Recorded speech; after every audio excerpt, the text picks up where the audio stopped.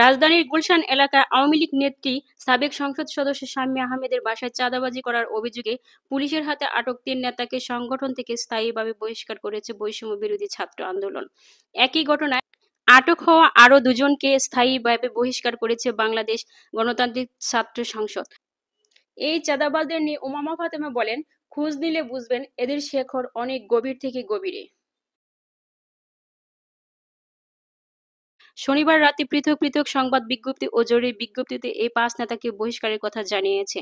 এই দুই সংগঠন জুলাই গণ-অভ্যুত্থানের নেতৃত্ব দেওয়া প্ল্যাটফর্ম বৈষম্য বিরোধী ছাত্র আন্দোলনের বর্তমানে পুনর্গঠিত ও কাঠামোতে চলছে।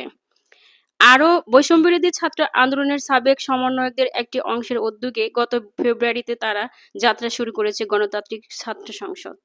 শনিবার রাত ৮টার দিকে গুলশান থেকে ৫ জনকে আটক করেছে পুলিশ। গুলশান থানার ভারপ্রাপ্ত কর্মকর্তা ওসি হাফিজুর রহমান বলেছেন, গত ১৭ জুলাই গুলশানের শাম্মী আহমেদের বাসায় গিয়ে ৫০ লাখ টাকা চাঁদা দাবি করেন বৈষম্য বিরোধী ছাত্র আন্দোলনের নেতা রিয়াদ, অপু সহ কয়েকজন।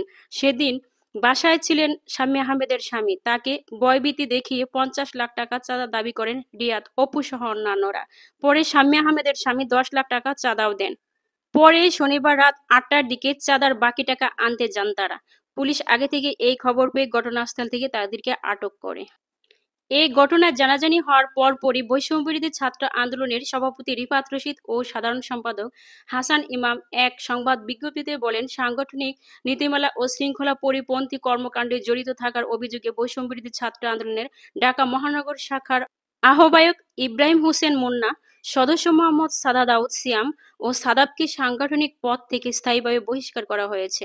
বৈষম্য বিরোধী ছাত্র আন্দোলনের সব পর্যায়ের নেতা কর্মীদের তাদের সঙ্গে কোনো রকম সাংগঠনিক সম্পর্ক না রাখার নির্দেশনাও দেন তারা। চাঁদাবাজির অভিযোগে গ্রেপ্তার অন্য দুজন বৈষম্য বিরোধী ছাত্র আন্দোলন নয়, গণতান্ত্রিক ছাত্র সংসদের রাজনীতির সঙ্গে যুক্ত বলে রশিদ রিফাত জানান। তিনি বলেন, চাঁদাবাজির বিরুদ্ধে আমাদের নীতি জিরো টলারেন্স।